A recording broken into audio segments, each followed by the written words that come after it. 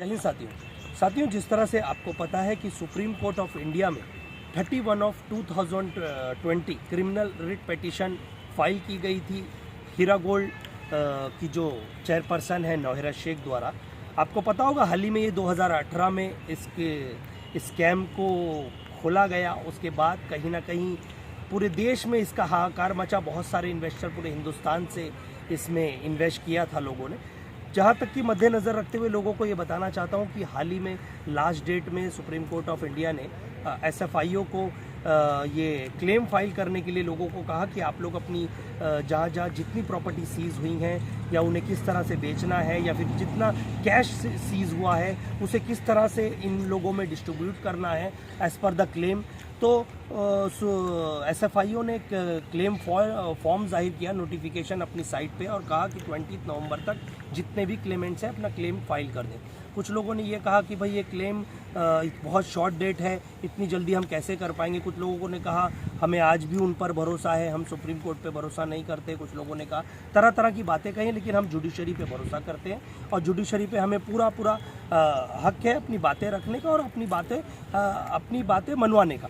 तो कहीं ना कहीं मैं ये कहना चाहता हूँ कि अब लास्ट डेट में जब ये नोटिफिकेशन जाहिर करने की बात हुई तो लोगों ने कहा कि बहुत शॉर्ट डेट है। उसके मद्देनज़र रखते हुए बहुत सारे लोगों ने अपना क्लेम फाइल भी कर दिया है। कुछ लोग आज ये इल्ज़ाम लगा रहे हैं कि हो सकता है सुप्रीम कोर्ट इतना स्लो मोशन में क्यों चल रहा है, क्यों इन पर स्ट्रिक्ट कार्रवाई नहीं हो रही, क्यों हमारे क्लेमेंट का पैसा कब मिलेगा। कुछ लोग ये कह रहे हैं हमने जिसने इंटरवीन किया है, इम्प्लीट किया है, उनकी कब सुनवाई होगी। ये तरह तरह की बातें कर रहे हैं। देखिए ये एक लॉ प्रोसेस है और इसमें जुडिशरी के हिसाब से चलना पड़ता है। ना ये मेरे ना आपके जैसे बोलने से नहीं चलता है। जुडिशरी के एक प्रोसेस है, ये उसका एक हिस्सा है।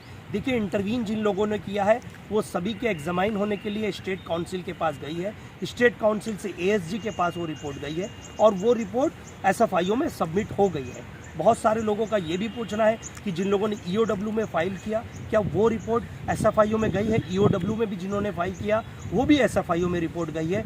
बाद में जिन लोगों ने एसएफआईओ में डायरेक्ट क्लेम किया वो भी रिपोर्ट जा चुकी है। लेकिन मैं लोगों को ये कहना चाहता हूँ जब तक आप इंटरवीन नहीं करोगे तो सुप्रीम कोर्ट को कैसा पता चलेगा कि आप उनके इन्वेस्टर हो या नहीं हो। कल के दिन मान लीजिए सुप्रीम कोर्ट में अगर आपने इंटरवीन नहीं किया, डायरेक्ट एसएफआईओ में कर रहे हो, एसएफआईओ में कुछ प्रॉब्लम आती है क्लेमेंट्स में, तो आप अगर सुप्रीम कोर्ट फिर कैसे आ सकते हो, क्योंकि आप इन्वेस्टर हो नहीं, इंटरवीन हो नहीं, तो कैसे मालूम पड़ेगा सुप्रीम कोर्ट को। तो इंटरवीन भी एक प्रोसेस है, क्लेम भी एक प्रोसेस है।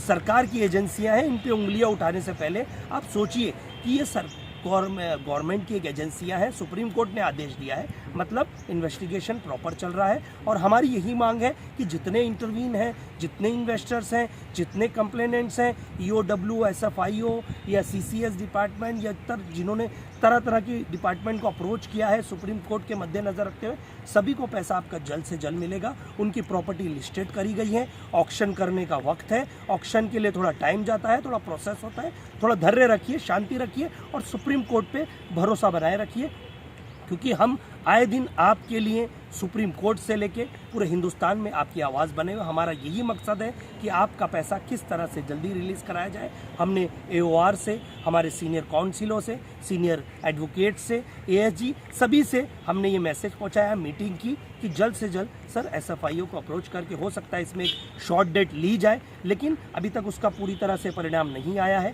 क्योंकि नेक्स्ट डेट 10 जनवरी है। उससे पहले अगर कुछ होता है तो हमें जल्द से जल्द एक शॉर्ट डेट मिल सकती है, लेकिन अभी तक उस पर चर्चा चल रही है। मेरी अगली जानकारी के लिए आप मेरे साथ बने रहें। जय हिंद, जय भारत।